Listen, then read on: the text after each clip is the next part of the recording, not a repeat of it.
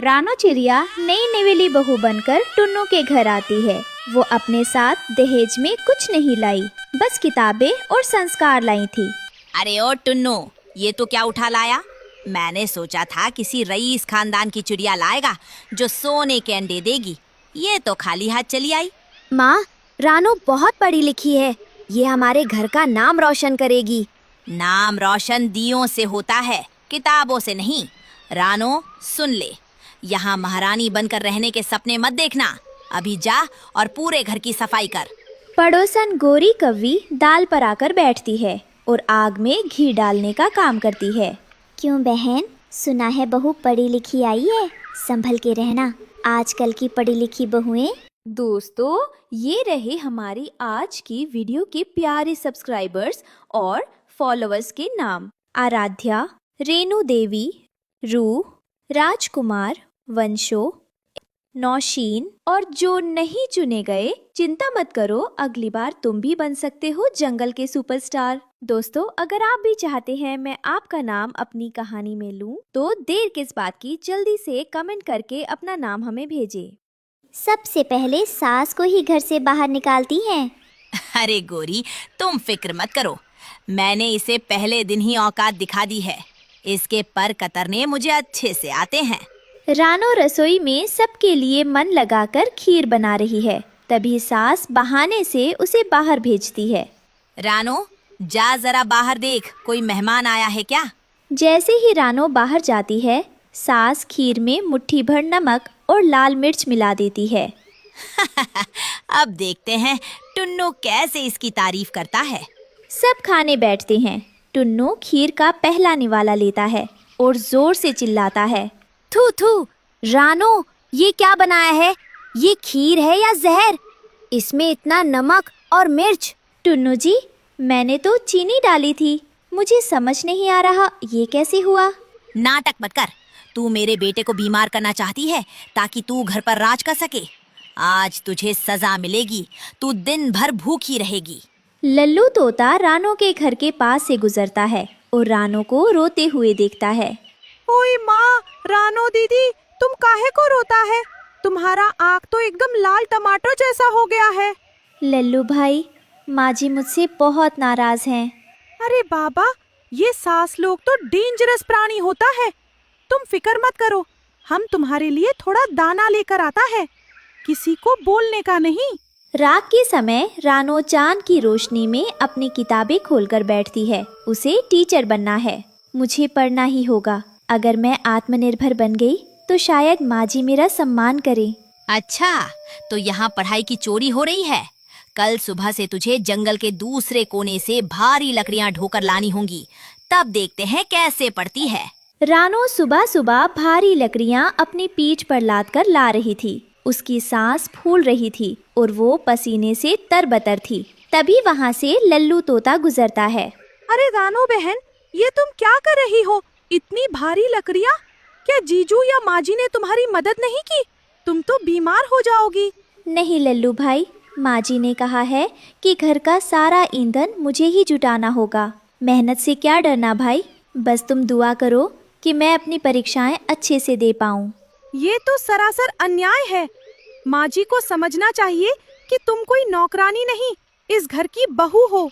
लाओ, ये लकड़ियाँ मुझे दो, मैं पहुँचा देता हूँ। नहीं भाई, अगर माँ जी ने तुम्हें देख लिया तो वो और नाराज हो जाएंगी। तुम जाओ, मैं धीरे धीरे कर लूँगी। सास अपने पुराने सूखे घोंसले में चूल्हा जलाती है। अचानक तेज हवा चलती है और आग घोंसले की छत पकड़ लेती है। अरे बाप रे, आग! बचाओ, कोई बचाओ, मैं जल रही हूँ। हाय दैया, मैं तो जा रही हूँ, कहीं मेरे पंख ना जल जाएं। वो उड़ जाती है। रानो अपनी जान की परवाह किए बिना आग की लपटों में कूद जाती है। वो गीले पत्तों और पानी से आग बुझाने की कोशिश करती है। माँ जी, मेरा हाथ पकड़िए, डरिए मत। रानो सास को सुरक्षित बाहर निकाल लाती है, लेकिन उसके खुद के पंख थोड़े झुलस जाते हैं। डॉक्टर कबूतर सास की जांच करते हैं। इनके पंख काफी जल गए हैं, इन्हें कम से कम 1 महीना बिस्तर पर रहना होगा। अगर इनकी सही सेवा नहीं हुई तो ये कभी उड़ नहीं पाएंगी। रानो दिन रात सास की पट्टी बदलती है, उन्हें समय पर कड़वी दवाई पिलाती है और अपने हिस्से का अच्छा खाना उन्हें खिलाती है। रानो, तू मेरी सेवा क्यों कर रही है? मैंने तो तुझ पर इतने जुल्म किए। माँ जी, माँ चाहे कैसी भी हो, संतान का धर्म सेवा करना ही है। गोरी कोवी फिर आती है, पर इस बार वो रानो की बुराई करती है। अरे बहन, तुम बिस्तर पर क्या पड़ी हो? रानो तो तुम्हारी बीमारी का फायदा उठाकर तुम्हारी चाबियां हड़पना चाहती है। चुप कर गोरी, जब मैं आग में जल रही थी तो उड़ गई थी। ये रानो ही थी जिसने अपनी जान दांव पर लगाई। यहाँ से अभी चली जा। रानो की परीक्षा थी, वो घबरा रही थी क्योंकि उसने सेवा के कारण कम पढ़ाई की थी। रानो, जाओ परीक्षा दो, माँ का ख्याल मैं रखूंगा। बहू, जीत कर आना, मेरा आशीर्वाद तेरे साथ है। कुछ दिनों बाद लल्लू तोता पूरे जंगल में शोर मचाते हुए आता है। ओए माँ, ब्रेकिंग न्यूज! रानो दीदी जंगल की हेडमिस्ट्रेस मतलब प्रिंसिपल बन गई है। सरकार ने उनको मेडल और नया घर दिया है। मिठाई लाओ भाई। टुन्नू और रानो घर आते हैं। सास रानो के पैरों में गिरने की कोशिश करती है। मुझे माफ कर दे बेटी, मैं पत्थरों में सोना ढूंढ रही थी, जबकि असली हीरा तो मेरे घर में ही था। माँ जी, अब पुराने दिन भूल जाइए, अब हम साथ मिलकर नया घर बनाएंगे। वे सब मिलकर केले के बड़े पत्तों और बांस का एक मजबूत घर बनाते हैं। ये घर अब कभी आग से नहीं जलेगा और ना ही बारिश में गिरेगा। पूरा परिवार चांदनी रात में आंगन में बैठा है। सास रानो को अपने हाथ से खाना खिला रही है। जहाँ प्यार और सहनशीलता होती है, वहाँ नफरत की आग कभी नहीं टिक पाती। रानो चिड़िया की जीत उसके नेक दिल की जीत थी। कई साल बीत चुके हैं। रानो अब जंदल के स्कूल की प्रिंसिपल है।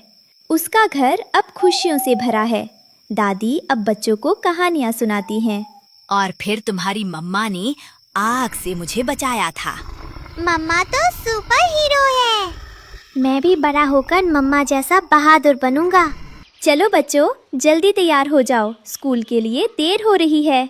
अचानक लल्लू तोता हाँफते हुए रानो के आंगन में उतरता है। ओए माँ, रानो दीदी, भारी अनर्थ हो गया।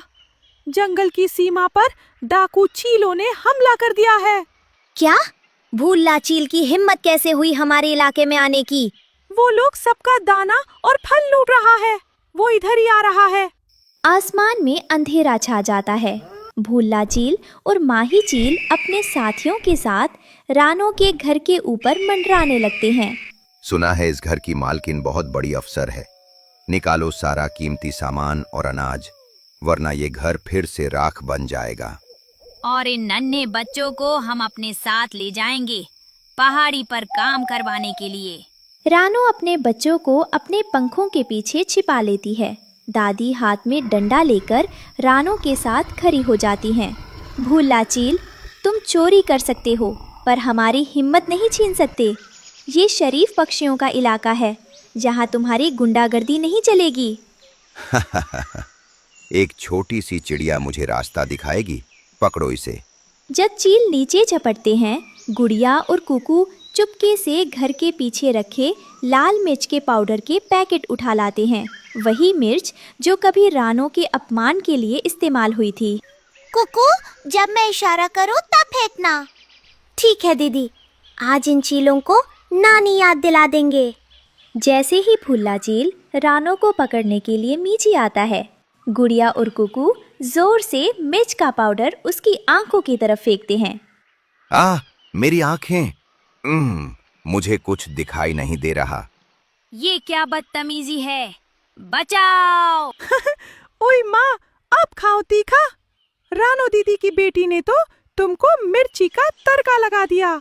मिर्च के हमले से चील बेबस हो जाते हैं। तभी रानो सीटी बजाती है और स्कूल के सारे पक्षी और टुन्नू मिलकर चीलों पर सूखी टहनियों और पत्थरों से हमला कर देते हैं। भागो यहाँ से, दोबारा इस जंगल की तरफ आंख उठाकर मत देखना। भूला चील और उसकी गैंग अपनी आंखें मलते हुए डरकर पहाड़ी की तरफ भाग जाते हैं। भागो भाइयों, इन चिड़ियों की फौज तो बहुत खतरनाक है। रानो, आज तेरी परवरिश जीत गई। इन बच्चों ने बिना डरे अपने घर की रक्षा की। माँ जी, ये आपकी दी हुई हिम्मत का ही असर है। शाम को पूरा परिवार और लल्लू तोता साथ बैठे हैं।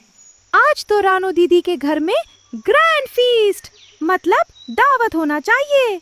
मम्मा, क्या वो चील वापस आएंगे? अगर हम ऐसे ही एक रहेंगे तो कोई भी डाकू हमारा कुछ नहीं बिगाड़ सकता। रानो चिड़िया का परिवार अब न केवल साथ था, बल्कि पूरे जंगल के लिए सुरक्षा की मिसाल बन चुका था।